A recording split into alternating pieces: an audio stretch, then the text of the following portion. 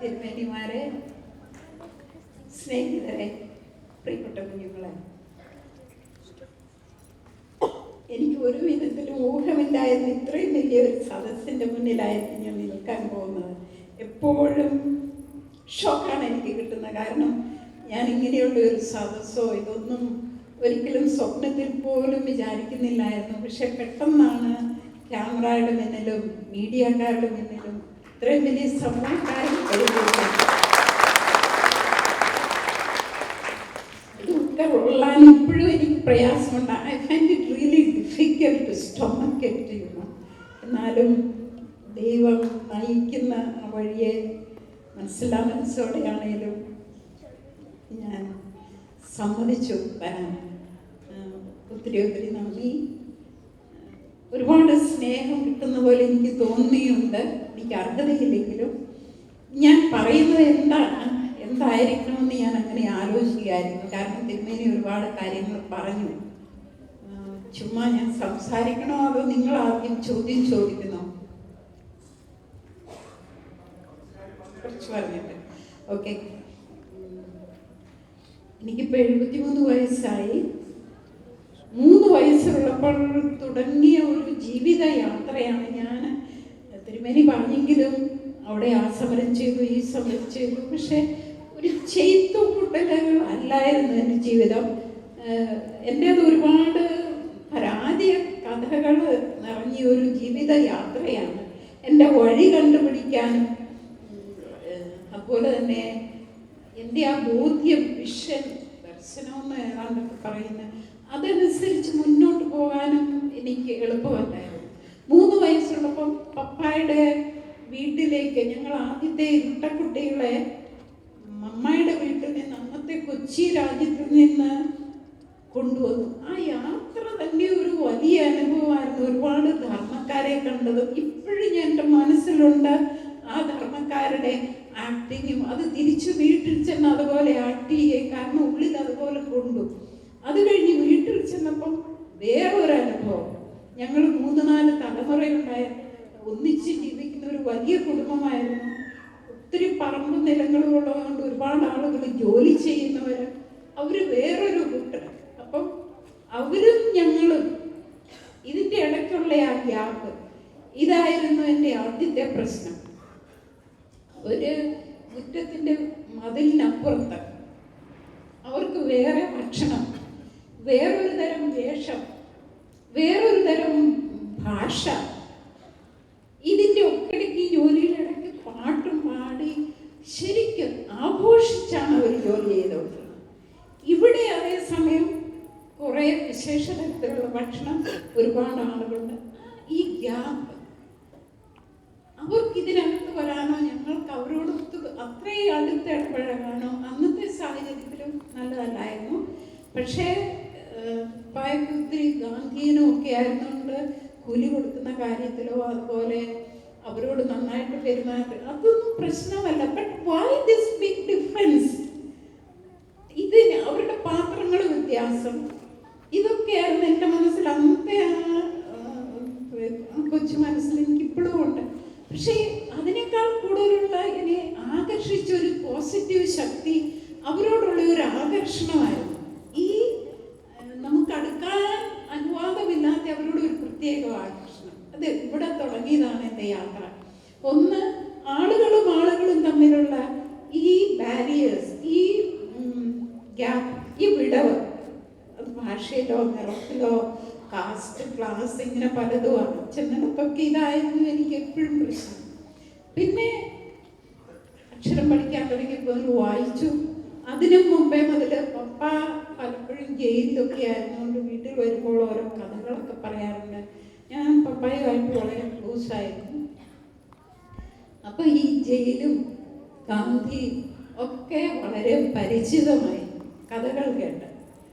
അപ്പം എന്തൊക്കെയോ മനസ്സിൽ അന്ന് ചലനങ്ങളുണ്ടായിരുന്നു.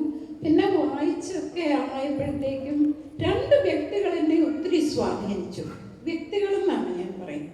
മനുഷ്യനായ യേശു, ആ യേശുവിൻ്റെ ആ സിമ്പിളായിട്ടുള്ള ആ ജീവിതം, ഇടപെടലുകൾ, എല്ലാം അയാളോടുകൂടെ ഓരോ തവണയും യാത്ര ചെയ്യുമ്പോൾ ഒരു പ്രത്യേക കണ്ടെടുത്ത പുതിയൊരു ഊർജം അന്ന് അത്രയും ശക്തിയായിട്ട് തോന്നിയ ഒരു പ്രത്യേകമായിട്ട് എന്നെ സ്വാധീനിച്ച ഒരു വ്യക്തിയാണ് യേശു. അതുപോലെ തന്നെ ഗാന്ധി. പിന്നെ കുറേ വ്യക്തികൾ, ഝാൻസി റാണി, ഇവരെ പറ്റിയൊക്കെ വായിച്ചു. ഒന്ന് ഷുവറായി, എനിക്ക് ഇങ്ങനെ ഒരു അഡ്വഞ്ചറസ് ലൈഫ് അത് വേണം. അതെവിടെ എങ്ങനെയെന്നുള്ളത് അറിയില്ലായിരുന്നു. പപ്പായുടെ പെങ്ങന്മാരെല്ലാവരും കന്യാസ്ത്രീകളായി. ഓരോരുത്തരും അങ്ങോട്ടും വിളിച്ചെങ്കിലും നത്തിങ് അപ്പീൽ ടു മീ. അവരെല്ലാവരുടേതും എനിക്കൊരു ആകർഷണം തോന്നിയില്ല. അങ്ങനെ സ്കൂളിൽ കഴിയുന്നതിനൊക്കെ മുമ്പേ പ്രേക്ഷിതകേരളം എന്ന് പറയുന്ന മാസികയിൽ ഒരു പാട്ട് ഞാൻ പ്രേക്ഷിതകേരളം ഒത്തിരി വായിക്കുമായിരുന്നു. കാരണം മിഷണറിമാരെ പറ്റി ഒരുപാട് കൂട്ടങ്ങൾ അതിനുള്ള പടങ്ങളും ചെറിയ ചെറിയ ലേഖനങ്ങൾ, കവിത, എഴുത്തുകൾ. ഒരു പാട്ട്, കാറ്റും മഴയും വെയിലും മഞ്ഞും കൂട്ടാക്കാതെ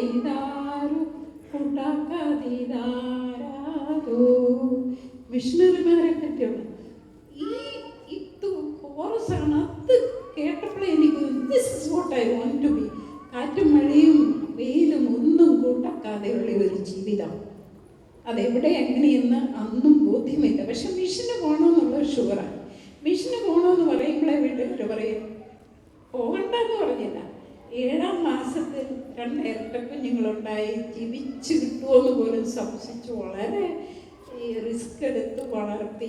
ഒരിക്കലും നല്ല ആരോഗ്യമില്ലായിരുന്നു, അശുവായിരുന്ന ഒരാൾ അവിടെ പോയി പിടിച്ച് നിൽക്കുക. അതായിരുന്നു അവരുടെ കാഴ്ചപ്പാട്.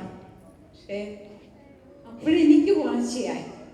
I want to make myself hard enough to face all that. അപ്പം എന്നെ തന്നെ ശരിക്കും ശക്തിപ്പെടുത്താൻ വേണ്ടിയിട്ട് പലതും ചെയ്ത് ഭക്ഷണം കൂടാതെ പോവുകയും അതും ഇതും ഒക്കെ. അങ്ങനെയാണ് ഞാൻ മിഷന് പോകാൻ ഒരുങ്ങുന്നത്. ഈ സ്വപ്നവും കണ്ടുകൊണ്ടാണ് ഞാൻ മിഷനിലേക്ക് പോകുന്നത്. ആദ്യത്തെ ദിവസം കോൺവെന്റിൽ ചെല്ലുമ്പോഴേ എൻ്റെ സ്വപ്നങ്ങൾ തകർന്നു.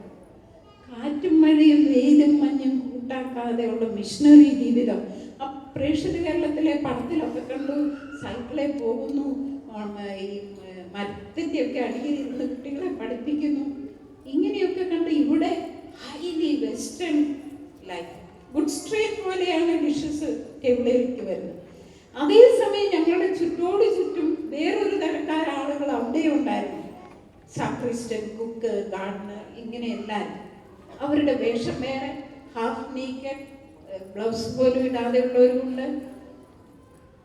സെയിം വീട്ടിൽ കണ്ട അതിനേക്കാളും കുറെ കൂടെ ക്രൂഷ്യലായിട്ടുണ്ട്. ഞാൻ ആദ്യത്തെ ദിവസം കണ്ണീരോടുകൂടി എൻ്റെ ഭക്ഷണം കഴിച്ചു. ആദ്യത്തെ മീറ്റിങ്ങിൽ തന്നെ സുബീറിനോട് ചെന്ന് പറഞ്ഞു, sister I think I have no vocation. എനിക്ക് അവരുടെ കുറ്റം പറയാനൊന്നുമില്ല, പക്ഷെ എനിക്ക് ഇവിടെയല്ല വിളി. അതൊരു സ്ട്രോങ് ഫീലിംഗ് ആയിരുന്നു. കാരണം പറയാൻ അന്നൊന്നും ആർട്ടിക്കുലേറ്റ് ചെയ്യാൻ അറിയത്തില്ല, ഇന്നത്തെ പോലെ ക്രിട്ടിസൈസ് ചെയ്യാനും അറിയത്തില്ല. പക്ഷെ ഇതല്ല, സംതിങ് എൽസ്. അങ്ങനെ ഓരോ മാസവും ചെന്ന് കരഞ്ഞു, പറഞ്ഞു. But they don't find any reason. ഒരു കാരണമോ എന്നെ ഒന്ന് പുറത്തു വിടാനോ ഒന്നും കാണാൻ എനിക്കൊരു കറക്ഷൻ പോലും കിട്ടിയിട്ടില്ല. കാരണം എല്ലാം ഭംഗിയായിട്ട് അനുസരിക്കുന്ന ഒരു കുട്ടിയായിരുന്നു. ഒത്തിരി ക്രിയേറ്റീവ് ഗുണങ്ങളൊക്കെ ഉണ്ട്. ഇപ്പോൾ ആദ്യത്തെ ക്രിസ്മസ് ഒന്ന് അന്ന് ഞാൻ പുറത്തിറങ്ങാൻ തീരുമാനിച്ചു. കാരണം ക്രിസ്മസിൻ്റെ തലേ ദിവസം ഒരു ഉച്ച മുതലേ ആളുകൾ കോമ്പൗണ്ട് മുഴുവനും വന്ന് നിരക്കുക. തീയും കത്തിച്ചവിടെ സന്ധ്യയായപ്പോഴത്തേനും ചടഞ്ഞുകൂടി. കുറച്ച് തുണി മാത്രം കുട്ടികളെ പുറത്ത് കെട്ടിത്തൂക്കി. ഞങ്ങൾ അതേസമയം 1 മാസമായിട്ട് ക്രിസ്മസ് കേക്ക്, ബിസ്ക്കറ്റ്സ്, എന്തെല്ലാം പ്രിപ്പറേഷൻ. ഞങ്ങൾക്ക് അവരോട് സംസാരിക്കാൻ അനുവാദമില്ല. പക്ഷെ ഞാൻ ജനലിൽ കൂടെ നോക്കി നോക്കി നോക്കി അങ്ങോട്ട് ഉള്ള ആകർഷണത്തിൻ്റെ പേര് എന്തൊക്കെയോ എൻ്റെ മനസ്സിൽ ഇപ്പോൾ പോകണം. പക്ഷെ അവരോട് സംസാരിക്കാൻ പോലുമില്ല. സന്ധ്യയായി ബെഡേ പോകാനുള്ള സമയമായപ്പോഴത്തേക്കും എനിക്ക് നിൽക്കാൻ സാധിച്ചില്ല. സ്ട്രിക്റ്റ് സൈലൻസ് ആണെങ്കിലും ഞാൻ സിസ്റ്ററിൻ്റെ അടുത്ത് ഞാൻ പറഞ്ഞു, sister I want to go, I have no occasion, I cannot stay in bed at this time. അതെ, where do you want to? ഞാൻ പറഞ്ഞു ഇപ്പോൾ എന്നെ ആ മനുഷ്യരുടെ കൂടെ വിടാം. രാവിലെ കുർബാന കഴിഞ്ഞ് അവർ പോകുമ്പോൾ അവരുടെ വില്ലേജിലേക്ക് പോയി ഒരുപക്ഷെ എൻ്റെ വഴി കണ്ടേ. എന്നോട് പറഞ്ഞു, അനുസരുടെ പേരിൽ പോയി കിടന്നുറങ്ങ്, രാവിലെ കുർബാന കഴിഞ്ഞ് തീരുമാനമെടുത്തു. പക്ഷെ എനിക്ക് ധൈര്യമില്ല. കാരണം അവരെപ്പോഴും എന്നോട് പറയുന്നത് ഇത് ചെയ്താൻ്റെ പരീക്ഷണമാണ്, അതുകൊണ്ട് എനിക്ക് ഞാൻ തീരുമാനിച്ചു പോകാനുള്ളത് എൻ്റെ ഇടമില്ല. What would be they playing with my vocation, ഇങ്ങനെയൊക്കെയുള്ള ഒരു പേടിയുണ്ട്. അവസാനം ഞാൻ തീരുമാനമെടുത്തു, ഞാൻ എൻ്റെ പ്രൊഫഷൻ ദിവസം വരെ ഇങ്ങനെ തന്നെ പോകും. എന്നെ പറ്റി കറക്റ്റ് ചെയ്യാനൊക്കെ ഞാൻ വർക്ക് ചെയ്യും. ബട്ട് എനിക്ക് അല്പമെങ്കിലും സംശയം ഉണ്ടെങ്കിൽ ഞാൻ വൗസ് എടുക്കുകയില്ല, കന്യാസ്ത്രീയാവുകയില്ല. അങ്ങനെ തീരുമാനിച്ചു. പക്ഷേ എന്നും ഞാൻ പള്ളിയിൽ പ്രാർത്ഥന സമയത്ത് കരയുമായിരുന്നു. പിന്നെ അവരെന്നെ പഠിക്കാൻ കുറച്ച് നാളത്തേക്ക് പുറത്തു വിട്ടു. അപ്പോൾ എല്ലാം മറന്നു, പഠിത്തം ദാറ്റ്സ് ഓൾ. തിരിച്ചു വന്ന് പിന്നെയും സെയിം. അപ്പോൾ ഇങ്ങനെ കരയുന്ന കണ്ടാണ് അവർ തീരുമാനമെടുത്തു. ഹയർ സുപ്പീരിയർ, എൻ്റെ ക്ലോസ് സുപ്പീരിയർ അന്നും പറഞ്ഞു, I think it is not so serious, she has a vocation. പക്ഷേ അവർ ഓർത്തു, എന്നും ഇങ്ങനെ കരയുന്നത് എനിക്കൊരു മെൻ്റൽ ബ്രേക്ക് ഡൗൺ ഉണ്ടായാൽ എന്ത് ചെയ്യും, അതിൻ്റെ പേരിൽ എന്നോട് പോയിക്കോളാൻ പറഞ്ഞു. പക്ഷേ വീട്ടിൽ പോകാൻ ടിക്കറ്റ് ബുക്ക് ചെയ്തെങ്കിലും ഞാൻ പറഞ്ഞു, നോ, എനിക്ക് വീട്ടിലേക്ക് തിരിച്ചു പോകണ്ട. എന്നെ നിങ്ങളുടെ തന്നെ ഏതെങ്കിലും വില്ലേജിലൊരു ഹൗസിൽ ആദിവാസി ഏരിയയിൽ എന്നെ വിട്ടാൽ ഞാനൊരു തോട്ടപ്പണിക്കാരി മാലിയായിട്ട് ജോലി ചെയ്തോളാം. അങ്ങനെ ഇറങ്ങി. പക്ഷേ മാലിയായിട്ട് വിടുന്നതിന് പകരം ഒരിടത്ത് എന്നോട് പറഞ്ഞു സ്കൂളിൽ പഠിപ്പിക്കാൻ. 100% ട്രൈബൽസം. അന്ന് തുടങ്ങിയതാണ് എൻ്റെ ജീവിതവുമായിട്ടുള്ള എൻ്റെ പരീക്ഷണം. അന്ന് തുടങ്ങിയതാണ് ജീവിതം. ഈ ആദിവാസികളുടെ പോലെ മിനിമം നീഡ്, ഏറ്റവും കുറഞ്ഞ രീതിയിൽ കുറഞ്ഞ ആവശ്യങ്ങൾ മാത്രം തന്നെ. ടൂത്ത് പേസ്റ്റ് അന്ന് ഞാൻ അവസാനിപ്പിച്ചത്, ഇന്ന് വരെ ഞാൻ ഉപയോഗിച്ചിട്ടില്ല. ഇങ്ങനെ പല കാര്യം. കാരണം ഈ ആദിവാസികളുടെ കണ്ടപ്പോൾ എനിക്ക് ഭയങ്കര ആവേശം. They have very little. അവർ ആ കുറച്ചുകൊണ്ട് എത്ര സുഖമായിട്ടും സന്തോഷമായിട്ടും ജീവിക്കുന്നു. ഇതെനിക്കൊരു വലിയൊരു ശക്തിയാണ്. അത് അന്ന് തുടങ്ങി. പക്ഷേ ഞാൻ ഒരിടത്തും പിന്നെ 1 കൊല്ലം അല്ലെ 1.5 കൊല്ലത്തിൽ കൂടുതൽ പിടിച്ചു നിന്നിട്ടില്ല.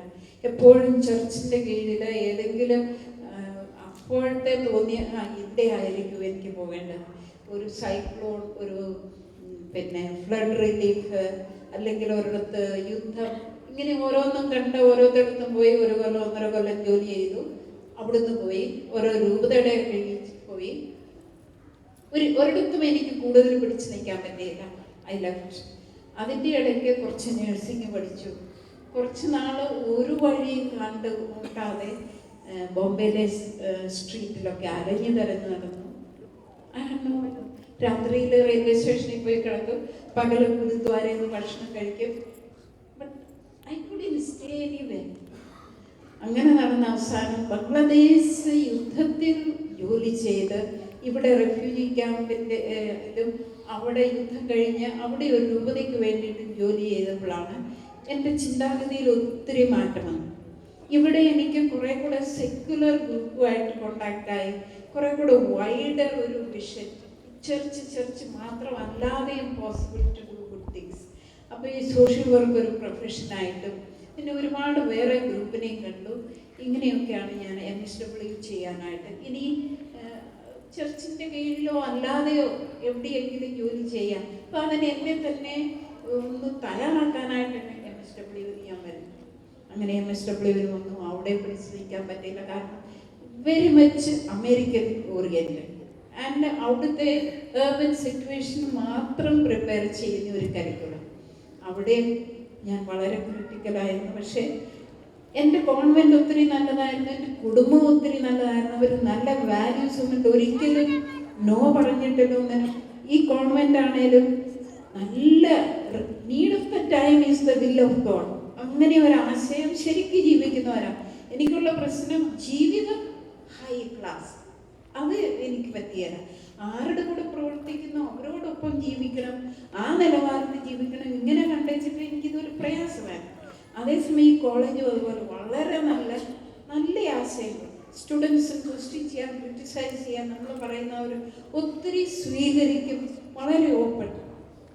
എനിക്ക് തോന്നുന്നത് എല്ലാ അഭിപ്രായങ്ങളും പറഞ്ഞു, ക്രിറ്റിസിസം നെഗറ്റീവ് ഒക്കെ പറഞ്ഞ് അവിടെ നിന്ന് വിട്ടു. പിന്നെയും അവിടെ ഇവിടെയും 2-3 രൂപതയ്ക്ക് വേണ്ടിയിട്ട് ജോലി ചെയ്തു. പക്ഷെ ഒരിടത്തും നിൽക്കാൻ പറ്റാത്തതിന് കാരണം ഈ ചർച്ച് ലെവലിലുള്ള വർക്ക് ചെയ്യുമ്പോഴത്തെ പ്രശ്നം മെയിൻലി ചാരിറ്റി. ഇവിടെ വരെ നമ്മൾ ആളുകളുടെ പ്രശ്നങ്ങൾ ശരിക്കും വേരിലേക്ക് ഇറങ്ങി പ്രവർത്തിക്കുമ്പോൾ ചലനങ്ങൾ സൃഷ്ടിക്കുകയാണ്, വിരോധ ശക്തികൾ ഉണ്ടാക്കുകയാണ്. അവിടെ വരുമ്പം ചർച്ച് വരും, സോ ഫാർ നോട്ട് ഫർദർ. ഏതൊരു ശക്തികൾ ഉണ്ടാകുമ്പോൾ ഡോണ്ട് ഗോ ദാറ്റ്. അങ്ങനെയാണ് ഞാൻ എല്ലായിടത്തും നിന്നത്. കാരണം എനിക്ക് ബോധ്യമായ ഒരു രീതിക്ക് അപ്പുറത്ത് എനിക്ക് പറ്റിയില്ല. 8 വർഷം കഴിഞ്ഞ് MSW പൂർണ്ണമാക്കാൻ വീണ്ടും പോയി. അപ്പോഴത്തേക്ക് ഒത്തിരി മാറ്റങ്ങളായി, എനിക്കൊത്തിരി ഫ്രീഡം കിട്ടി. അതിൻ്റെ ഒരു ഭാഗമായിട്ട് റിസർച്ചിനാണ് ഇന്ന് ഞാൻ ജീവിക്കുന്ന മധ്യപ്രദേശിൽ വരുന്നത്. ഇവിടെ വന്ന് ഞാൻ ഒത്തിരി വ്യത്യസ്തമായ കാഴ്ചപ്പാടോടുകൂടിയാണ് വന്നത്. കാരണം പുസ്തകങ്ങളൊക്കെ വായിച്ച് മനസ്സിലാക്കിയിട്ടുണ്ട്, ഇത് Gond area, Gond 11th centuries ഭരിച്ചിരുന്ന ഒരു രാജവർഗമാണ്. അവരുടെ ഇടയ്ക്ക് മറ്റുള്ളവരെല്ലാവരും താഴ്ന്നവർ, അൺടച്ചബിൾ. അപ്പം അങ്ങനെയുള്ള ഒരു ഹൈ ആയിട്ടുള്ളവരാണ്, എന്നാലും വനവാസികളാണ്. അപ്പം അവരുടെ ഇടയിലേക്ക് പ്രവർത്തിക്കാൻ ഞാൻ വന്നു. ഇവിടെ വന്നപ്പോൾ എനിക്ക് തോന്നി, ഞാൻ 2-3 ഡിസ്ട്രിക്റ്റ് നോക്കി നടന്നിട്ടാണ് ഈ ചിന്വാഡ എടുത്തത്. കാരണം ചിന്വാഡയിൽ NGOs ഇല്ല, ചർച്ച് ആക്റ്റീവ് അല്ല, വളരെ നല്ല നിർമ്മലമായ ഒരു ഗ്രൂപ്പാണ് അവിടെയുള്ള. ആരുടെയും കാരണത്താൽ ചൂഷണം ചെയ്യപ്പെടുകയോ സ്വാധീനിക്കപ്പെടുകയോ ഒന്നും ചെയ്യപ്പെടില്ല. അപ്പം ഇവിടെ വന്ന് ഞാൻ ഒരു ആദിവാസി സ്ത്രീയുടെ വിധവയുടെ കൂടെ ജീവിച്ച് എനിക്കും ഇങ്ങനെ ആളുകളുമായിട്ട് കോണ്ടാക്ട് ഉണ്ടാക്കണം, നടക്കണം, അവരുമായിട്ട് ബന്ധപ്പെടണം. ഇങ്ങനെയൊക്കെ ഉള്ള ദിവസം മുഴുവനും ഞാൻ പോകുമായിരുന്നു. രാവിലെ ഇറങ്ങും, ഭക്ഷണമൊക്കെ ഉണ്ടാക്കി കഴിച്ച് വൈകിട്ട് തിരിച്ചു വരും. അങ്ങനെ ഒരു ദിവസം വന്നപ്പോൾ അടുത്തുള്ള ആൾ എന്നോട് വന്ന് പറഞ്ഞു, ബെഹന്തി ഒരല്പം ചായപ്പൊടി വേണം. എന്താ? വൈഫിന് പ്രസവ വേദനയാണ്, അടുത്തൊന്നും കടയൊന്നുമില്ല, വീക്കിലി ബസാറിൽ നിന്ന് ചായ വല്ലപ്പോഴും വാങ്ങിക്കും. അപ്പം ഇവള് ചായ ചോദിച്ചപ്പോൾ ചായപ്പൊടി ഇല്ല. എനിക്കൊരാഗ്രഹം അവിടെ ഒന്ന് കയറി, ഞാൻ ഇച്ചിരി നഴ്സിംഗ് ഒക്കെ പഠിച്ചിട്ടുണ്ടല്ലോ, പറ്റുമെങ്കിൽ വല്ലതും ഹെൽപ്പ് ചെയ്യാം. പക്ഷെ അതിനേക്കാളും കൂടുതൽ ഒരു ക്യൂരിയോസിറ്റിയാണ്, എങ്ങനെയായിരിക്കും ഇവർ ഡെലിവറിയൊക്കെ കണ്ടക്ട് ചെയ്തത്. എന്നാലും അവരുടെ പെരക്കകത്ത് തന്നെ കയറ്റുമെന്ന് എനിക്ക് സംശയമായിരുന്നു. എനിക്ക് പുറത്തൊരു വരാന്തയിലൊരു കോർണർ മാത്രമാണ്. കാരണം അവരുടെ പ്രൈവസിയിലേക്ക്, ഭക്ഷണം ഉണ്ടാക്കുന്ന സ്ഥലത്ത്, പൂജ ചെയ്യുന്ന സ്ഥലത്തൊന്നും നമുക്ക് തൊടാൻ പോലും ഉള്ള യോഗ്യതയില്ല. ഞാൻ ചോദിച്ചു, ഞാനും കൂടെ വരട്ടെ, മൈബിയാജാവും. അങ്ങനെയാണ് ആ സ്ത്രീയുടെ ആ പെരക്കകത്തോട് ഞാൻ ചെന്ന് കയറി. രാത്രി മുഴുവനും അവിടെ ഇരുന്നു. I didn't do anything. പക്ഷേ അവളുടെ കൈകളൊക്കെ ഒന്ന് പിടിച്ചു. I was just holding her. അതിൻ്റെ ഇടയ്ക്ക് ഒരുപാട് സംഭവിക്കുന്നുണ്ട്. I was sharing. അവളുടെ വികാരങ്ങൾ, വേദന ഒരു പങ്കുവയ്ക്കുന്ന അനുഭവം എനിക്ക് തോന്നി. Giving some kind of comfort. ആ തുടര് തന്നെ അവൾക്ക് വലിയൊരു, കാരണം പിന്നീട് ഇതെല്ലാം കഴിഞ്ഞ് ആ ഹെൽപ്പ് ചെയ്യുന്ന 2 അക്ഷരജ്ഞാനം പോലും ഇല്ലാത്ത 2 സ്ത്രീകളുടെ കൂടെ പോയി കുളിച്ച് എല്ലാം നനച്ചു വന്നപ്പം ഇവളെന്നോട് പറഞ്ഞു, ബായി നീ ഇന്നു മുതൽ എൻ്റെ ഗോയിയാണ്. ഇന്ന് വരെ നീ ബോംബെ വാലിയായിരുന്നു. ഇന്ന് മുതൽ ഗോയി എന്ന് പറഞ്ഞാൽ ഒരു വളരെ അടുത്ത ബന്ധമുള്ള ഒരു സ്ത്രീയാണ്. സ്ത്രീകൾക്ക് മാത്രമാണ് ഗോയിയുള്ളത്.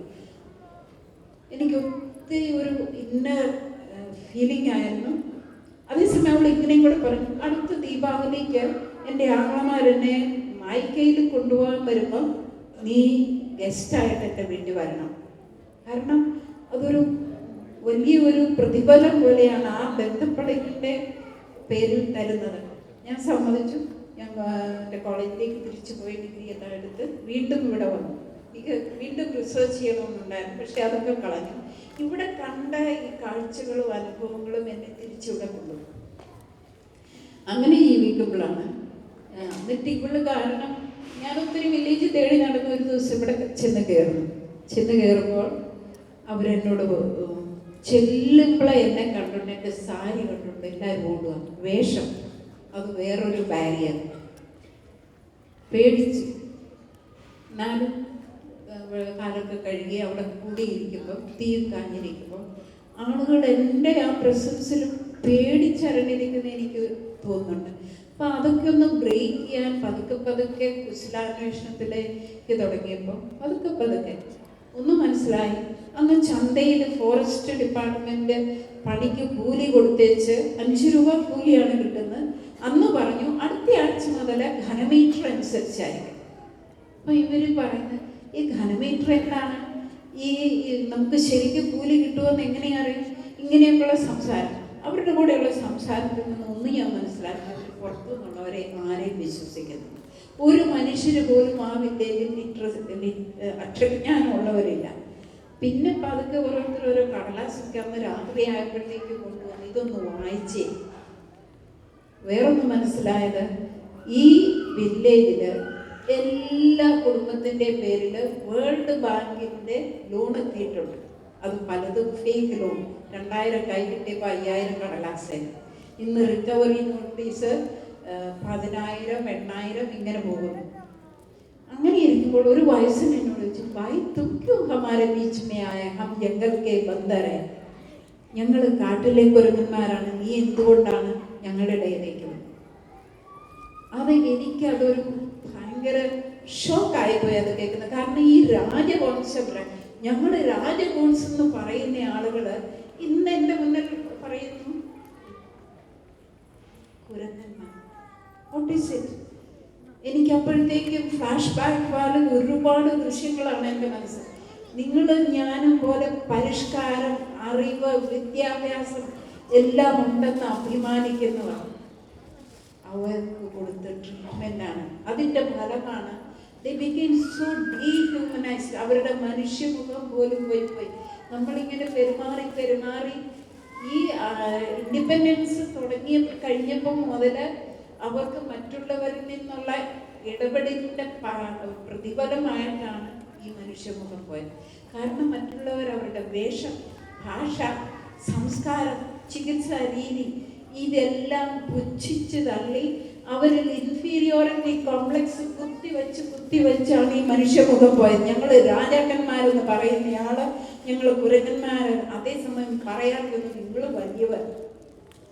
This is it.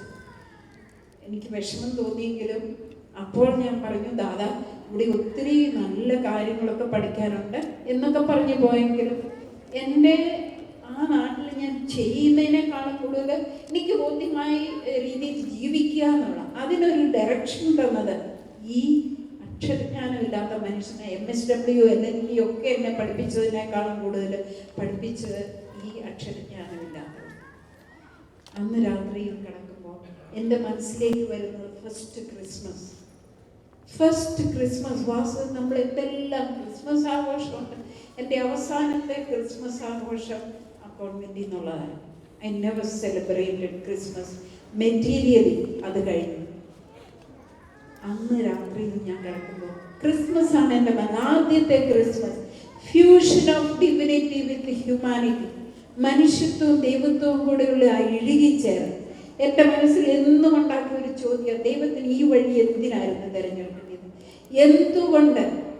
എന്തെല്ലാം അറിവുണ്ട്, എന്തെല്ലാം ബുദ്ധിയുണ്ട്, എന്തെല്ലാം വഴിയെടുക്കാമായിരുന്നു. പക്ഷെ മനുഷ്യരെ പഠിപ്പിക്കാനും മനുഷ്യരെ രക്ഷപ്പെടുത്താനും ഇതിനപ്പുറം വേറൊരു വഴിയില്ലായിരുന്നു. ഒരു ജനിക്കാനൊരു സ്ഥലം പോലും ഇല്ലാതെ. അത് ആദ്യത്തെ മെസ്സേജ് കിട്ടിയത് കള്ളന്മാരും കൊള്ളക്കാരും എന്ന് ലേബൽ ചെയ്യപ്പെട്ട, അകത്ത് പ്രവേശിക്കാൻ അനുവാദമില്ലാത്ത, കറങ്ങി നടക്കുന്ന ഒരിടമില്ലാത്ത ആട്ടിടയന്മാർ. ഇത് ഒത്തിരി ചിന്തിച്ച്, കാരണം ഞാൻ അലഞ്ഞ് വഴി തിരിയാത്തപ്പം ഞാൻ ബൈബിളിലേക്ക് എന്താ പറയുന്നത് മലയാളത്തിൽ, I was digging through the Bible. ബൈബിളിലേക്ക് ഇറങ്ങി ചിന്തിച്ചു, ഞങ്ങൾ നിങ്ങളുടെ പള്ളിക്കാരെ പോലെ ഒന്നും അല്ല, നിങ്ങളൊക്കെ ബൈബിൾ അരച്ച് കലക്കി കുടിക്കുന്നവരാണ്. പക്ഷെ ഞങ്ങൾ കത്തോലിക്കർക്ക് അച്ഛന്മാരുടെയൊക്കെ കയ്യിലെ ബൈബിൾ ഉണ്ടായിരുന്നു. ഈ അടുത്ത കാലങ്ങളിലൊക്കെയാണ് കുടുംബങ്ങളിലും സാധാരണ മനുഷ്യരുടെ കയ്യിൽ ബൈബിൾ വായനയും പറ്റിയുള്ളത്. അതുകൊണ്ട് എൻ്റെ ഒരു വ്യക്തിപരമായ ഇൻട്രസ്റ്റിൻ്റെ പേരിലാണ് അങ്ങനെ തേടി. അപ്പോൾ ഈ ക്രിസ്മസ് എന്നും ഒരു ഭയങ്കര ഒരു ചോദ്യചിഹ്നവും ഒരു വഴികാട്ടിയും എല്ലാം കൂടിയാണ് എൻ്റെ മനസ്സിൽ. അങ്ങനെ അന്ന് രാത്രിയിലാണ് എനിക്ക് 2 കൂട്ടം ഷുവറായി what I have to do. ഒന്ന്, ഈ ഇടയ്ക്ക് അവരും ഞാനും തമ്മിലുള്ള ബാരിയേഴ്സ്, ഈ വിടവുകൾ നികത്താൻ ശ്രമിക്കുക.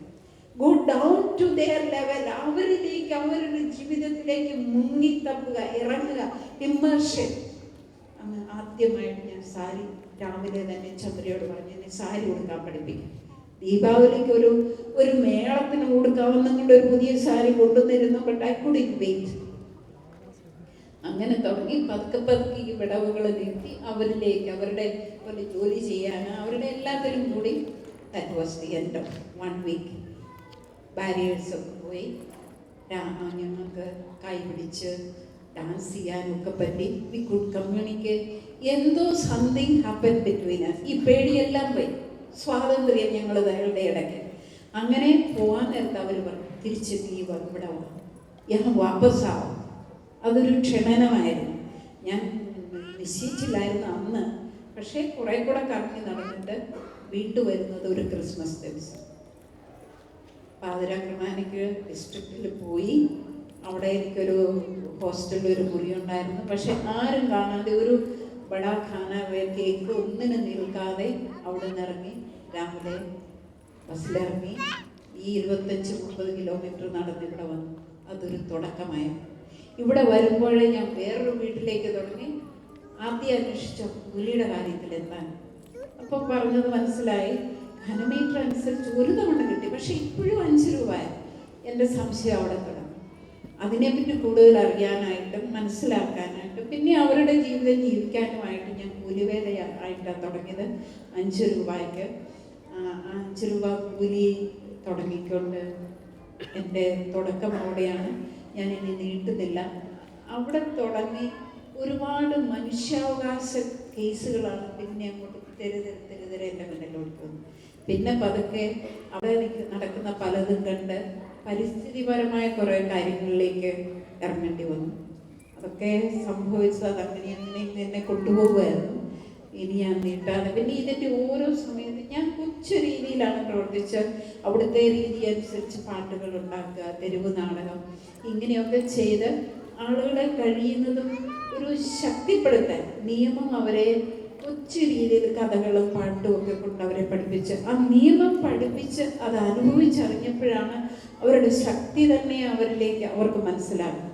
അങ്ങനെ അവരെ ഓർഗനൈസ് ചെയ്തൊക്കെ കൊണ്ടുവന്നു. ഇതിൻ്റെ ഇടയ്ക്ക് ഒരുപാട് എതിർപ്പുകളും ഒത്തിരി കൈപ്പേറിയ അനുഭവം. എൻ്റെ പല്ല് പോയത് തന്നെ ഒരു പെണ്ണിൻ്റെ FIRന് വേണ്ടിയിട്ടുള്ള ഒരു വിലയായിരുന്നു എന്ന് പറയാം. ഒരു പോലീസിൻ്റെ അടിയിടി ഇങ്ങനെ കുറേ കൂട്ടങ്ങൾ, കള്ളക്കേസുകൾ, ഇങ്ങനെ ഒത്തിരി അവാർഡുകളൊക്കെ കിട്ടിയിട്ടുണ്ട്. ഈ തിരുമേനി പറഞ്ഞു വനിതാ അവാർഡൊക്കെ, അതൊന്നും വലിയ അവാർഡൊന്നുമല്ല. കുറേ കള്ളക്കേസ്, ടോർച്ചർ, ശാരീരിക പീഡനം, ത്രെട്ട്.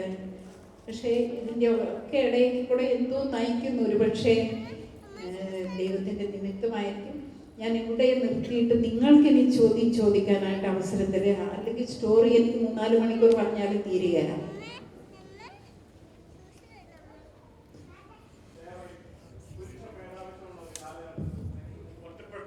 പട്ടാളം നടത്തി ഈ ആദിവാസികളുടെ മേഖലകളിൽ ഇത്രത്തോളം പ്രവർത്തനങ്ങൾ നടത്തിയ അവസരങ്ങളിൽ എന്തെങ്കിലും തിക്താനുഭവങ്ങൾ ഉണ്ടായിട്ടുണ്ടോ? അതുപോലെ തന്നെ സ്ത്രീ സുരക്ഷയിൽ ബന്ധപ്പെടുത്തി എന്തെങ്കിലും തിക്താനുഭവങ്ങൾ ഉണ്ടായിട്ടുണ്ടോ എന്നുള്ള കാര്യം ഒന്ന് വിശദീകരിച്ചാൽ കൊള്ളാമായിരുന്നു. ഞാൻ ഇങ്ങനെയുള്ള കാര്യങ്ങളിൽ ഒത്തിരി ഒരു നിഷ്കളങ്കയായിരുന്നെന്ന് പറയാം. പക്ഷെ ചിലപ്പോഴൊക്കെ അനുഭവം ഉണ്ടായിരുന്നു. എന്നാലും ഇവിടുത്തെ ലോക്കൽ ആളുകളിൽ നിന്ന് എനിക്ക് ഒരു പ്രയാസമില്ല. ആദിവാസികൾ നോ പ്രോബ്ലം. നദിയിൽ എല്ലാവരും ഒന്നിച്ച് വിളിക്കും. പുരുഷന്മാർ അവർ ദൂരെ ഉണ്ടെങ്കിലും ഒരിക്കലും ഒന്ന് തിരിഞ്ഞു നോക്കുക. No dirty feeling, none of these things.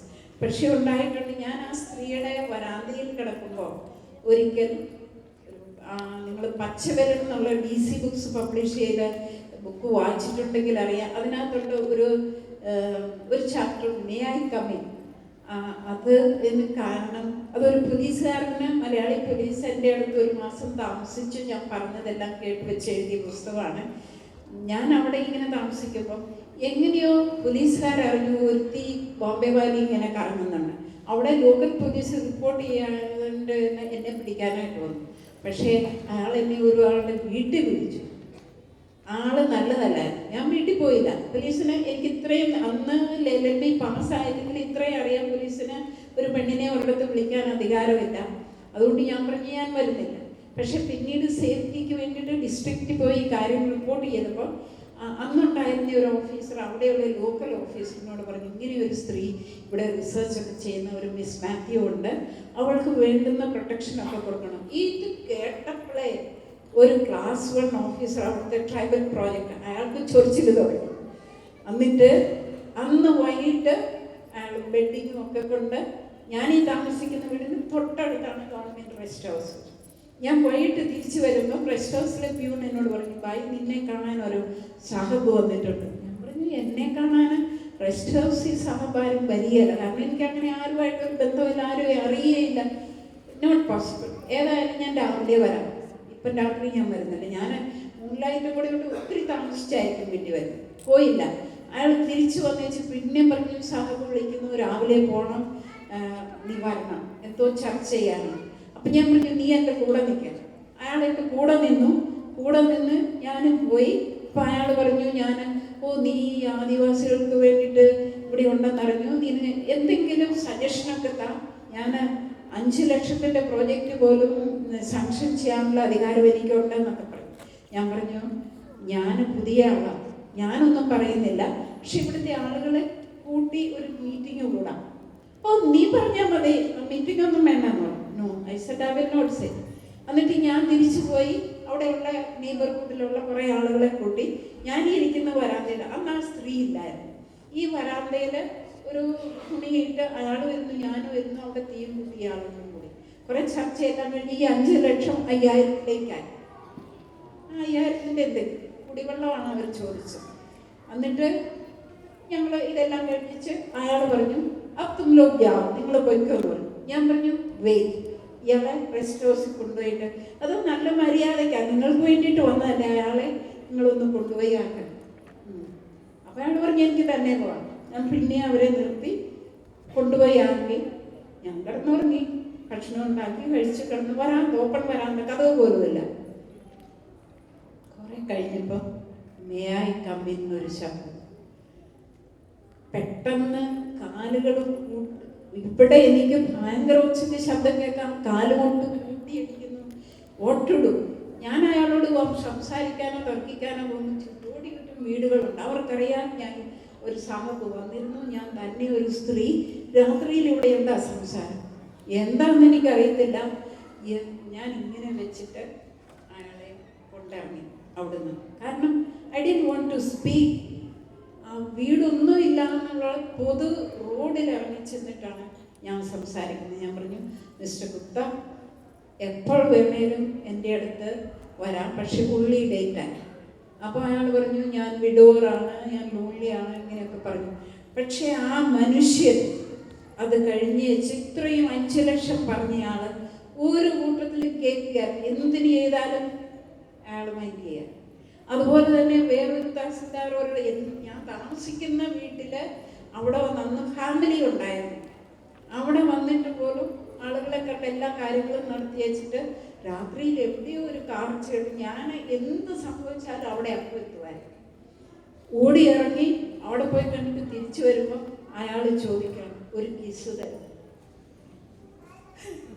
അത് പക്ഷേ ഞാൻ ഒന്നും ചെയ്തില്ല. പക്ഷെ അയാൾ തിരിച്ചു പോകുമ്പോൾ എന്നോട് പറഞ്ഞു, what ever you do, your all cases will remain the same. ഒരു കിസ് കൊടുത്തെങ്കിൽ, ആ വില കൊടുത്തില്ലെങ്കിൽ ഈ ആദിവാസികൾക്കുള്ള കേസൊന്നും നടക്കേതാണ്. ഇങ്ങനെ പക്ഷേ തൊട്ടുള്ള കഥകൾ ധാരാളം. ഒരു സ്ത്രീ എന്നുള്ള പേരിലല്ല, എന്തെങ്കിലും ഒരു ബാനർ ഉണ്ടല്ലോ, ആരെങ്കിലും ഒന്ന് കാണിക്കാമോ?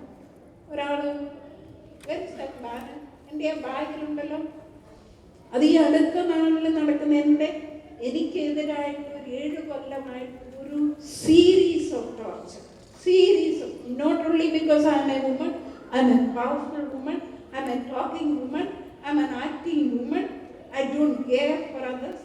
അതുകൊണ്ട് ഫിനിഷ്. ഇതിൻ്റെ ലാസ്റ്റ് കഴിഞ്ഞ സെപ്റ്റംബറിൽ എൻ്റെ വീടിൻ്റെ മുന്നിലായിരുന്നു. ഇവിടെ ഡെഡ് ബോഡീസ് വിരിക്കും, എല്ലാത്തിനെയും റേപ്പ് ചെയ്യുന്നത്. പാതിരായ്ക്ക് എനിക്ക് ഒരു ഹൈക്കോടതി ജഡ്ജി ഫോൺ ചെയ്യേണ്ടി വന്നു. അയാൾ എൻ്റെ ഒരു കേസ് 60,000 രൂപയ്ക്ക് വിറ്റ് ഒരു 15 വയസ്സാകാത്ത ഒരു ആദിവാസി പെണ്ണിൻ്റെ കേസ് ഞാൻ എടുത്തതിൻ്റെ പേര്. അന്ന് എനിക്ക് വേണ്ടിയിട്ടാണ് ഫ്രീ ആയിട്ട് ഹൈക്കോടതി ലോയറായത്. ചെയ്തു. ഇന്ന് അയാൾ ഹൈക്കോടതി ജഡ്ജ്, നല്ലൊരു മനുഷ്യൻ. He's not a Christian but he's a very Christian person. അപ്പം അയാൾ ഫോൺ ചെയ്തു, ഒരു ഒരു ലേഡി IG-ക്ക് ഫോൺ ചെയ്തു. അങ്ങനെ കുറെ സംഭവങ്ങളുടെ പേരിൽ ഒരു എതിർ ശക്തി, വൻ ശക്തി, രാത്രിയിൽ കാട്ടിൽ നിന്ന് തേക്ക് വെട്ടി രാത്രിയിൽ എൻ്റെ പാടത്തിട്ടിട്ട് നേരം പുറത്തൊക്കെ ഒരു 7 ഫോറസ്റ്റ് ഓഫീസേഴ്സാണ് കേസുണ്ടാക്കി വുഡ് കണ്ടെടുത്തു. എനിക്ക് എന്താണ് ആക്ഷൻ വേണ്ടിയെന്ന് ചോദിച്ചു. Quarto department? ഞാൻ പറഞ്ഞു കോർട്ട്. അപ്പോൾ പറഞ്ഞു, ഓ ഡിപ്പാർട്ട്മെന്റിലാണ് 25,000 രൂപയ്ക്ക്. ഞാൻ പറയാം, 25,000 രൂപയ്ക്ക് എത്ര സെറ്റ് ചെയ്യുക? ഞാൻ പറഞ്ഞു 25 പൈസയില്ല, എനിക്കില്ല, ഉണ്ടെങ്കിലും തരികയില്ല, കോർട്ട് നിശ്ചയിച്ചാൽ ഞാൻ ജയിലിൽ കിടന്നോളാം, പൈസ ഇല്ലെങ്കിൽ. ഇങ്ങനെ ഒരുപാട്. പക്ഷെ ഏറ്റവും കൂടുതൽ പ്രശ്നം വന്നത്, ഞാൻ ഒരു ഡീക്ലാസ്ഡായിട്ട് പൊതു സ്ഥലത്തേക്ക്, railway station, Kerala express, Delhi, വലിയ വലിയ സിറ്റികളിലെ ബസ്സിലൊക്കെ യാത്ര ചെയ്യും. കാരണം ഈ ആദിവാസി രൂപമുള്ള ഒരു സ്ത്രീ ഒരു പൊതു സ്ഥലത്ത് വരുന്നത് വേറൊന്നിനുമല്ല, ഉള്ളി ഫോർ ഫ്ലഷ് ട്രെയിൻ. ഇതാണ് പുരുഷന്മാരുടെ മനസ്സിൽ. അവളെ എളുപ്പം സൈഡിലാണ്. എത്രയോ തവണ ജാടുവാല സിനിമ കണ്ടിട്ടുണ്ടോ? ഇല്ലെങ്കിൽ നാളെ വാ. ഇങ്ങനെയൊക്കെ ഒരുപാട്. അതൊന്ന്. വേറൊന്ന്, കുറച്ച് നാൾ മുമ്പുണ്ടായ ഈ 2008 വനിതാ വുമൺ അവാർഡ് വരെ കേരളത്തിലേക്ക് എനിക്ക് ബിറ്റർ എക്സ്പീരിയൻസ് കൂടാതെ കേരള എക്സ്പ്രസ്സിൽ ഒരിക്കലും യാത്ര ചെയ്യാൻ പറ്റിയല്ല. എൻ്റെ ഒരു പുസ്തകം ഉണ്ട്, അതിനകത്തൊരു പോയമുണ്ട്, ഹ്യൂമൻ ഫേസസ്. ഒരിക്കൽ ഞാൻ യാത്ര ചെയ്യാനായിട്ട് ട്രെയിനിൽ ഇരിക്കുകയാണ്. എന്തൊക്കെയോ എഴുതണമെന്ന് സാധനങ്ങളൊക്കെ എടുക്കുമ്പോൾ മുന്നിൽ ഒരു കപ്പിൾ വന്നിരുന്നു. അയാൾ വൈഫിനോട് തിരിഞ്ഞിട്ട് പറഞ്ഞു, നോക്കടി ഒരു സാധനം. ഞാൻ സാധനമായി പോയി. ഇപ്പോഴൊക്കെ ഉള്ളിൽ ചിരിയ വരുന്നു, ചിരിയും സഹതാപവും. അവരുടെ പേരിൽ എനിക്ക് കമ്പാഷൻ തോന്നും. ബിക്കോസ് ദേ കാൺ അവരത്രയും ബ്ലൈൻഡ് ആയിപ്പോയി. എൻ്റെ മനുഷ്യമുഖം അവർക്ക് കാണാൻ പറ്റുന്നില്ലല്ലോ. ആദ്യമൊക്കെ വേദന, കരച്ചിലൊക്കെ വരെ ഞാൻ ബാത്റൂമിൽ പോയി ഓടിപ്പോയി കരഞ്ഞിട്ടുണ്ട് തന്നെ. But not now. ഇച്ചിരി കഴിഞ്ഞ് ഞാൻ ഇംഗ്ലീഷിൽ എഴുതുന്നു. അമ്പടി അത് ഇംഗ്ലീഷിൽ എഴുതുന്നു. കുറച്ചുകൂടെ കഴിഞ്ഞപ്പോൾ ഞാൻ വനിത എടുത്ത് പൊക്കിപ്പെടുത്ത് വായിക്കാം. ശരി, അത് മലയാളിയാണ്.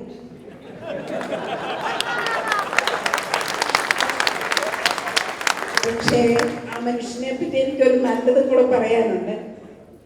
ഇതൊക്കെ കഴിഞ്ഞ് ഞങ്ങൾ ഫ്രണ്ട്ലി ആയി യാത്ര ചെയ്തു. അവർ ജബൽപൂറുള്ള ഗവൺമെൻറ് ജോലിയിലുള്ള ഒരാളാണ്. ഇത് വർഷങ്ങൾ കഴിഞ്ഞിച്ച് ഞാൻ തിരുവല്ലയിൽ ഞങ്ങളുടെ തന്നെ ചർച്ചിലെ ഒരു വലിയ ഒരു തിരുമേനിയുടെ 80-ാമത്തെയോ 90-ാമത്തെയോ ബർത്ത്ഡേക്ക് പ്രഭാഷണം ഞാനായിരുന്നു. അപ്പം ഞാൻ അവിടെ ചെന്നിങ്ങനെ ഓപ്പണായിട്ട് വിസിറ്റിംഗ് ഹാളിലിരിക്കുമ്പം ഒരു മനുഷ്യൻ കയറി വന്നു, വിഷ് ചെയ്തു, വളരെ ഭംഗിയായിട്ട് സംസാരിച്ചു. വൈഫ് അന്വേഷണം പറയുന്നു എന്നൊക്കെ പറഞ്ഞു. അസുഖമായിട്ട് വന്നില്ല. എന്നിട്ട് അയാൾ ഇങ്ങനെ ചോദിച്ചു, നമ്മൾ പരിചയമുണ്ടോ? ഞാൻ ഓർക്കുന്നില്ലല്ലോ. നമ്മളൊന്നിച്ച് ഒരു യാത്ര ചെയ്തു ട്രെയിനിൽ. പക്ഷെ അറിവില്ലായത് കൊണ്ട് ഇങ്ങനെയൊക്കെ വന്നു. ഞാൻ മലയാളികളുടെ അടുത്ത് പറഞ്ഞാൽ എപ്പോഴും പറയുന്ന ഒരു അനുഭവമായിരുന്നു. അന്ന് അയാൾ ഉപസാരിച്ചത് കൊണ്ട് ഞാൻ പറഞ്ഞില്ല. അവിടെ ഞാൻ ആ അനുഭവം പറഞ്ഞില്ല. ബട്ട് ഐ ഫെൽറ്റ് അയാൾക്ക് എന്നെ ഓർമ്മിപ്പിക്കേണ്ട ഒരാവശ്യമില്ല. അപ്പം ഇതൊക്കെ നമ്മൾ മലയാളികൾക്ക് പ്രത്യേക ഇപ്പം പോലും ഞാൻ പറയും, ഈ യാത്രയ്ക്ക് വേണ്ടിയിട്ട് പോലും എയർപോർട്ടിലേക്ക് വരുന്നതിന് 3 ദിവസം ട്രെയിനിൽ യാത്ര ചെയ്യണം. ട്രെയിനിൽ കേരളത്തിൽ ഞാൻ ഇറങ്ങുന്നതിന് കുറച്ച് മുമ്പ് ഒരു സ്റ്റേഷനിൽ ഞാൻ ബാഗൊക്കെ എടുത്തോണ്ട് ഇങ്ങനെ അടുത്ത സ്റ്റേഷനിൽ ഇറങ്ങിക്കോണം. ഒരു പോലീസുകാരൻ എന്താ ഈ കെട്ടുകളെയും കൊണ്ട് അടുത്ത സ്റ്റേഷനിൽ ഇറങ്ങിക്കോണമെന്ന് പറഞ്ഞു. ഞാൻ ഇംഗ്ലീഷിൽ ചോദിച്ചു, why you have uniform, I have very cheap clothes. ഇതാണോ കാരണം? അയാൾ ഈ പുരുഷ പോലീസ് എൻ്റെ മൊബൈലിൽ വിട്ട ഫോട്ടോയും കൂടി എടുത്തു അതിൻ്റെ ഇടയ്ക്ക്. ശരിക്കും വാക്കുകൾക്ക് എനിക്ക് ഇതൊന്നും നോക്കാനും പേര് നോക്കാനും പറ്റിയില്ല. അന്നേരം എൻ്റെ കണ്ണാടി ഇല്ലായിരുന്നു. ശരിക്കും പറയാം. എന്നിട്ട് വലിയ പ്രസംഗമൊന്നും പറയണ്ട, ഇറങ്ങിക്കണം. പിന്നെ ഞാൻ പറഞ്ഞു, എനിക്ക് കോട്ടയം വരെ ടിക്കറ്റ് ഉണ്ട്, ഇനിയും ഉണ്ട് 1.5 മണിക്കൂറുടെ യാത്ര, ഇറങ്ങിയില്ലെങ്കിൽ എന്ത് ചെയ്യും? No answer. അപ്പോഴത്തേക്കും വേറെ ആരോ ഒന്ന്, ഇത് ദയാബായി. ഇത് ദയാബായിയാണ്. I don't need any treatment because Dayabai is Woman of the Year. You treat me as a human person. ഇങ്ങനെ ഒത്തിരി പറഞ്ഞാൽ അവസാനിക്കുക. ഇനി ഈ കഥ ഏകദേശം 3 മണിക്കൂർ നീണ്ട ഒരു ശാരീരിക പീഡനത്തിന്റെ കഥയാണ്.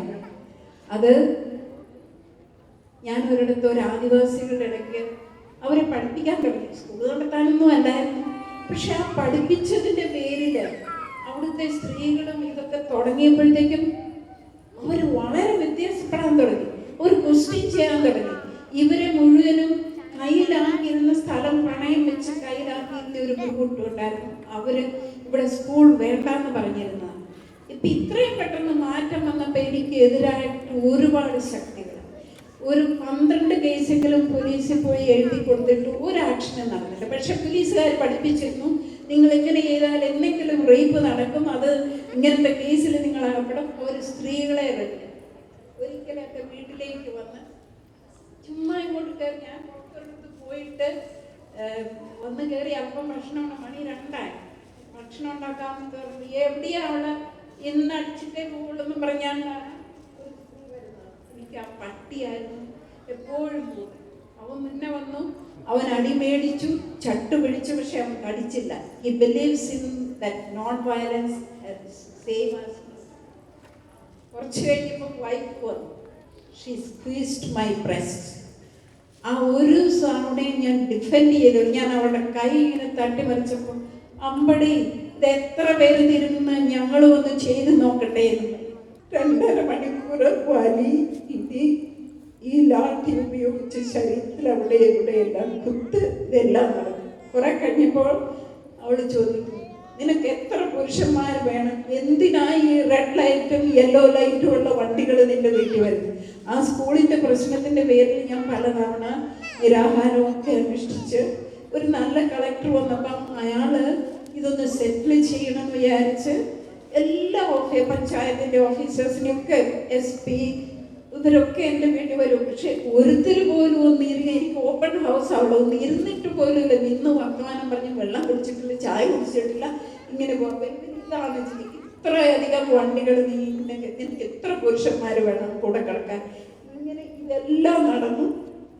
സന്ധ്യ ഞാൻ മുറിക്കകത്ത് കയറി, അന്ന് മൊബൈലൊന്നുമില്ല, പുറത്ത് പോയി റിപ്പോർട്ട് ചെയ്യാവുന്നതിൻ്റെ അകത്ത് കയറിയപ്പോൾ അവരും കയറി. എന്താ തുണി മാറിയിട്ട് 8 കിലോമീറ്റർ 9 കിലോമീറ്റർ പോകണം പോലീസ് സ്റ്റേഷനിൽ പോകാൻ. അപ്പോൾ അവർ വടിയും വെച്ചെന്നെ അവിടെ ഒരുമാതിരി ഹൗസ് അറസ്റ്റ് പോലെ അവിടെ വെച്ചോണ്ട് ലാസ്റ്റ് ബസ് പോകുന്നവർ, ബസ് പോയി കഴിഞ്ഞവർ പോയി. അന്ന് ഞാൻ വിചാരിച്ചു, I don't want to live any more. കാരണം ഞാൻ മറ്റുള്ളവരൊക്കെ അവരുടെ ഹ്യൂമൻ ഡിഗ്നിറ്റിക്ക് വേണ്ടിയിട്ടാണ്, ഞാൻ അവർക്കൊന്നും കൊടുത്തിട്ടില്ല. പക്ഷെ I fought for their human dignity. ഇന്ന് എനിക്കതില്ല, പബ്ലിക് നോക്കിയിരിക്കുന്നു. അതിൻ്റെ മുന്നിൽ എന്നെ ഇങ്ങനെ ഒച്ചയിടുകയും ചെയ്യുന്നത് എനിക്കത് സഹിക്കാൻ പറ്റിയില്ല. അന്ന് ഞാൻ വിചാരിച്ചു, I am not going to live any more. ഞാൻ തന്നെ പോയിരുന്നു, അവരുടെ മുന്നേ ഞാൻ കരഞ്ഞൊന്നുമില്ല, തന്നെ പോയിരുന്നു. കരഞ്ഞപ്പോൾ ആ പട്ടി എൻ്റെ കണ്ണുനീര് നിൽക്കുകയായിരുന്നു. ഇത് കഴിഞ്ഞ കുറച്ച് കഴിഞ്ഞപ്പോൾ ഒരു മനുഷ്യൻ, അയാൾ എൻ്റെ വീടിന് മുറ്റത്ത് ബൈക്ക് വെച്ചിട്ട് അയാളുടെ കൃഷിസ്ഥലം കാണാൻ പോയിട്ട് 10 കിലോമീറ്റർ ദൂരെ അയാൾ തിരിച്ചു പോവുക. ഞാനൊരു കടലാസ് എഴുതി, എന്നോട് കൂടെ നിൽക്കുന്ന കുറച്ച് ചെറുപ്പക്കാരുണ്ട്, അവർക്ക് എഴുതി കൊടുക്കും, if you want to see me or talk to me come now, tomorrow it will be too late. ഇത് കൊടുക്കുമ്പോൾ ഞാൻ കരയായിരുന്നു. അപ്പോൾ അയാൾ ചോദിച്ചു, പറ്റി എന്താ സംഭവിച്ചത്? ഒന്നും പറഞ്ഞില്ല. അയാളെ ചെന്ന് അവർക്കൊക്കെ എഴുത്ത് കൊടുത്തിട്ട് പോയി, എന്താണെന്ന് അറിയില്ല, കരയുന്നുണ്ടായിരുന്നു. രാത്രി 10 മണിയായപ്പോഴത്തേക്ക് ഒരു 7 ബൈക്ക് വന്നു, 8-10 പേര് 7 ബൈക്ക് വന്ന് എല്ലാം കേട്ടച്ച് എന്നോട് പറഞ്ഞു, നമുക്ക് റിപ്പോർട്ട് ചെയ്യണോ? ഒരുപാട് റിപ്പോർട്ട് ചെയ്തിട്ടില്ല, ഒന്നും സംഭവിച്ചിട്ടില്ല, അതുകൊണ്ട് ഞാനിത് ചെയ്തു. ഞാൻ പാതിരായ്ക്ക് എന്നെ കൊണ്ടുപോയി റിപ്പോർട്ട് ചെയ്തു. അതാണ് സംഭവം. അതിൻ്റെ കേസ് നടക്കുന്നുണ്ട്. പക്ഷേ അതിൻ്റെ തുടരെ എൻ്റെ ഹിയറിങ്ങിൻ്റെ ദിവസം അവിടെ ഒരു ഭയങ്കര മോട്ടർസിന്നെ ഒരു വക്കീൽ വിളിച്ചപ്പോ സൗത്ത് ഇന്ത്യൻ ഞാൻ ഒബ്ജക്ഷൻ മൈ ഭാരതീയവും എനിക്ക് വേണ്ടിയിട്ട് ഒരു പ്രോസിക്യൂഷൻ ലോയർ പോലുമില്ല. ജഡ്ജ് ഇങ്ങനെ അടിച്ചോണ്ട് പറയാ ഇങ്ങനെ കുറെ സംഭവം.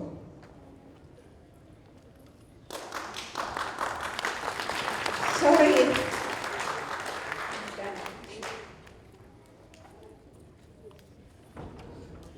എല്ലാവർക്കും ഒത്തിരി നന്ദി. സോറി, എനിക്ക് നിങ്ങൾക്ക് തൃപ്തിപ്പെടാവുന്ന പോലെയുള്ള ഉത്തരം തരാൻ സാധിച്ചില്ല.